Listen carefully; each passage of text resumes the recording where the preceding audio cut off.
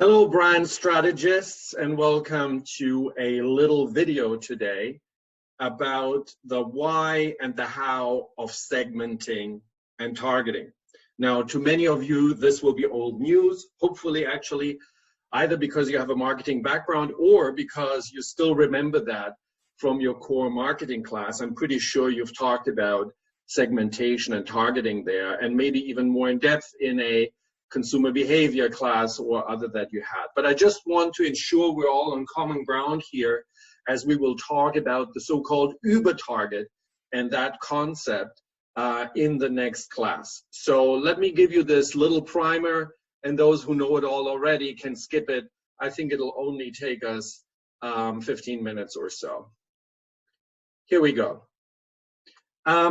Why segment and target? Well, if you look at the various models we've reviewed earlier in class, you will find that the strategists tell you brands want to create a relationship with consumers, or at least they say they want to sell to consumers. They want to target them, they often say. Well, the question is, so how do you create these bonds with the consumer? Keller here, for example, talks about the emotional route, the rational route. If you think about consumers in general across a market, or maybe even broader across the world, generations, ages, genders, this should be quite difficult. Hence, the concept of STP, which stands for segmenting, targeting, positioning. It's a marketing classic. And I've showed you this before. Basically, what it says is you take that general population and then you segment it across, socioeconomic criteria, gender, ethnicity, national, citizenship, whatever might make sense, and then you target. Often the segmentation criteria are actually more psychological, psychosocial, rather than, let's say, national, because it doesn't matter whether you're, American or Canadian, Coke still wants to appeal to you. So often segmentation are looking more at psychology. So let's look at why you should do that, because it's not at all clear why or if, and then how you do that. There is a position actually relatively popular among marketers that say all segmentation and targeting is bull. A brand should be there to appeal to everyone. Obviously, there are certain, limitations if it's, let's say, gender specific, okay? But in general, it should appeal to everyone. Why, if you're Coca-Cola or you're Volkswagen, not want to appeal to everyone and anyone? And that is the position, for example, that Byron Sharp, a marketing professor and researcher from Australia of the Ehrenberg Institute in Australia, holds. And Ehrenberg before him did as well. He basically says, brands grow by being perceived to deliver on a core category benefit. If it's a car, that it's safe and it's, fast and it's low gas or whatever. And that not differentiation, such as in positioning, but rather distinctivity is important, meaning you look like yourself and you don't look like other brands, so you're not mistaken for them. And he says for this all to work and to be top tier and to get the leadership share, what you need to do is to be mentally available and to be physically available. And what that means is when I wake you up at night and I say internet search, I want you to say Google. That is mental availability. And when you switch on your computer, Google should be installed right there in your browser, okay? And should be the default search. And the same for Coca-Cola or Volkswagen. If I wake you up, car, Volkswagen, etc. And Volkswagen should be near you, the dealership, the repairman, etc. It should surround you. You shouldn't be able to escape it. Okay, that is his hypothesis and recommendation as a consultant. He makes a ton of money with consultancy. He was one at P&G. He's very influential, for example, at Mars. And the chart that he loves to show at his pictures, in fact, I stole it there, is this chart for Coca-Cola, where he says, look, even in a big market with a huge brand like Coca-Cola, the number of people in percent of households who've used it once, twice, thrice, etc. a year is tiny, tiny, tiny. Even just a single time a year, only I think it's 30% or so of households here, okay? And trying to focus on loyalty is absolute stupidity, he says, because loyalty goes down, and he has all kinds of charts that would suggest that people drink Pepsi and Coke and 7-Up and Sprite. Invariably, they mix it up. So what you need to do is constantly push it. You cannot count on loyal consumers. So he talks about that as revenue maximizing approach, because you're trying to get the most people. Now, usually in class, I would do a little exercise with you guys, and I would say, give me the revenue maximizing snack bar, for example, okay? And you would basically write down in the poll what you would consider revenue maximizing. And what we would get, I can predict, because I've done that over and over, is some will say it's chocolate and it's sweet, others will say not so sweet, some will say organic, others will say protein because they do sports. Some of them don't like the idea of chocolate and so on at all. They want a salty snack.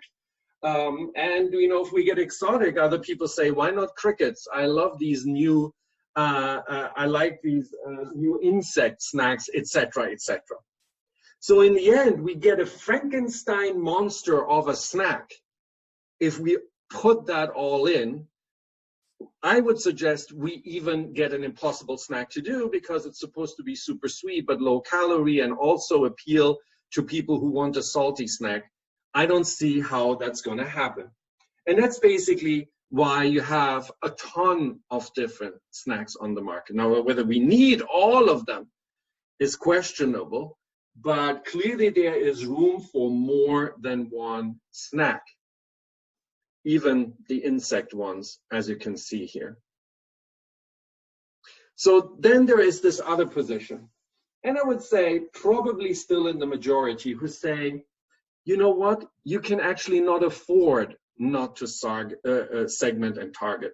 Not only because you get a monster product or even an impossible product, but also because you can't afford it. You would have to shout so loud and be so omnipresent, buying all the distribution in all the supermarkets, always being everywhere, that you wouldn't be able to afford that.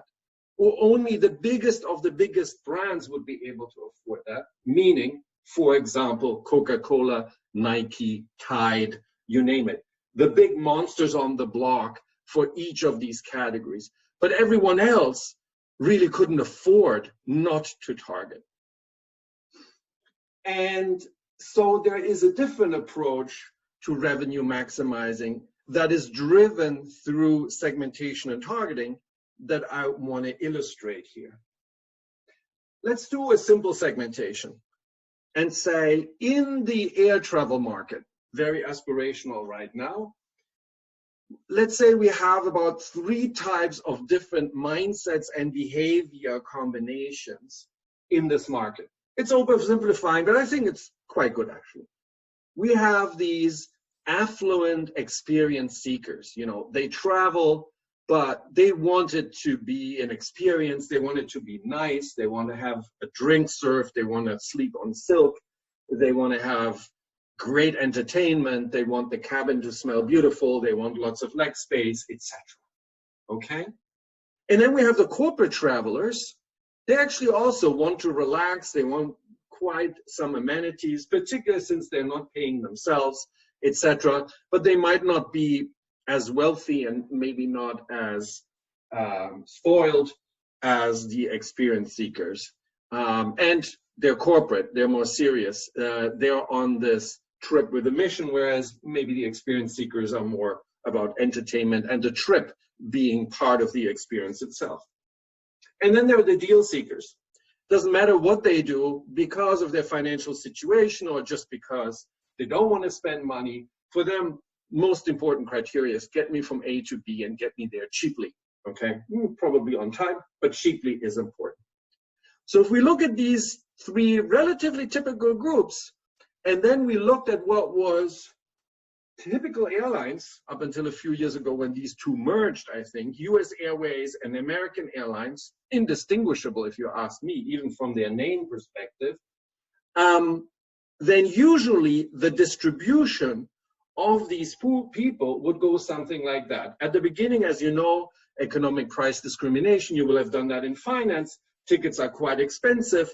So what we find is first kind of the corporate travelers distribute over these airlines. And really there is no difference between American and US Airways.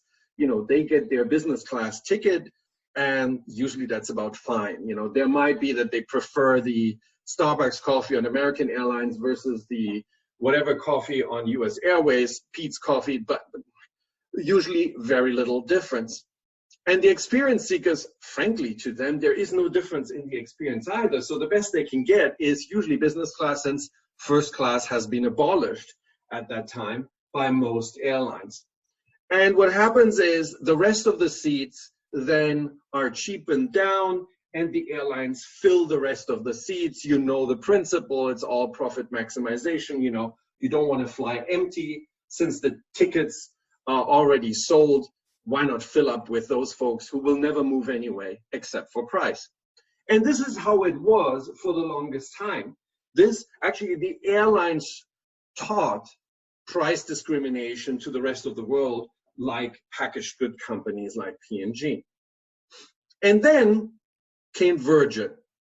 Virgin, Branson's brand, you probably have heard about it, who first challenged British Airways, and then also across the Atlantic, American Airlines, and started with a fun airline.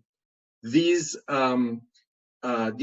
planes had bars in them. You see that on the top right. They had a fantastic, or still have, fantastic clubhouses, particularly in London. I was there. I mean, it has a disco, it has a spa, it has a library, it has a fine dining restaurant, it has several bars. It was really exceptional, particularly at that time. And, you know, even myself, I found myself trying to somehow sneak myself onto a Virgin Atlantic flight for business, which was frowned upon because, you know, your boss almost said, oh, well, are you traveling just to have fun? That's how these airlines, or that's how this brand emerged and competed with other airlines.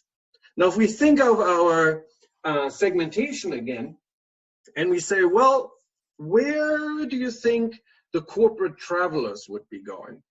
Where do you think the experience seekers would be going? We would conclude that given all of that investment in bars and good alcohol and clubhouses at arrival and at departure, you know, showers available, you know, et cetera, that particularly experienced seekers now would have a bias to go to Virgin Airline, to Virgin Atlantic in this case. So it would make sense that they would see more of the experienced seekers go over. For whatever reason, there might be experienced seekers that haven't noticed yet, even though the word of mouth should spread pretty fast among experienced seekers, or for whatever reason, they don't like the kind of vibe that Virgin has as an experience. So we'll give American Airlines a few of those as well. And then the corporate traveler, you know, they're not necessarily experienced seekers. So I put the majority of them, actually, more of them now, into American Airlines, even though I could argue that, just judging by myself, even corporate travelers would like this kind of a flight, very comfortable, very entertaining, really a luxury flight, if you want.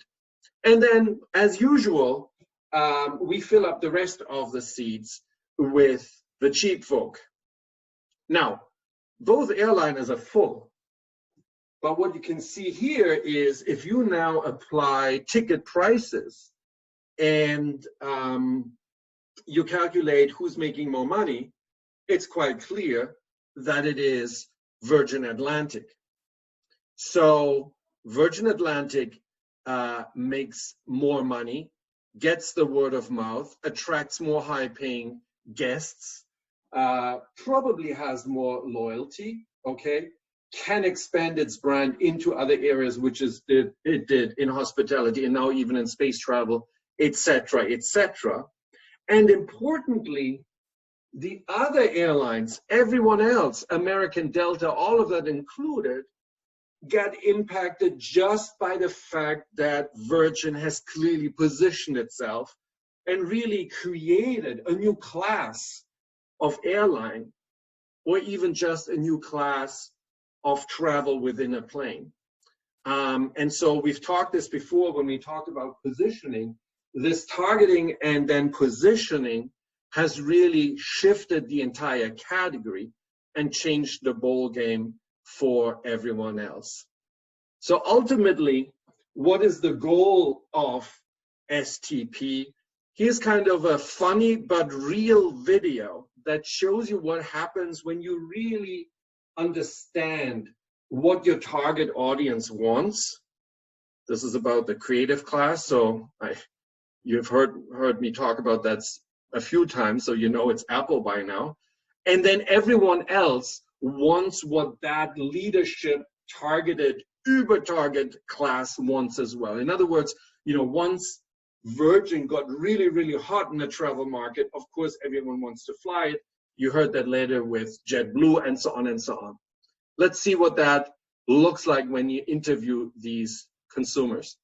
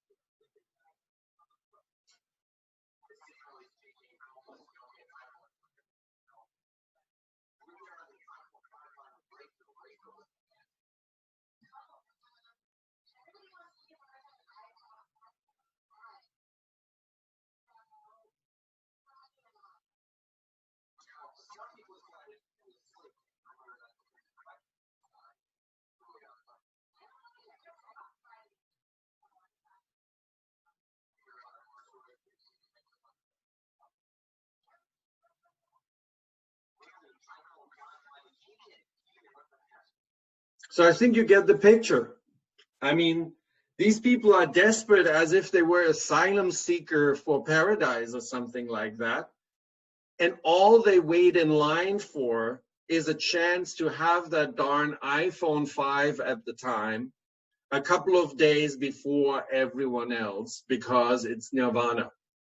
That's what you call bliss if you are a marketing manager and you achieved that kind of pull for your products. And the folks that do the marketing for Apple and others would tell you that it is the insight into who they cater to that creates this enormous pull for the brand. So there is a lot of discussion around whether that is true or not. Personally, I do think it is true, despite the challenge by Byron Sharp.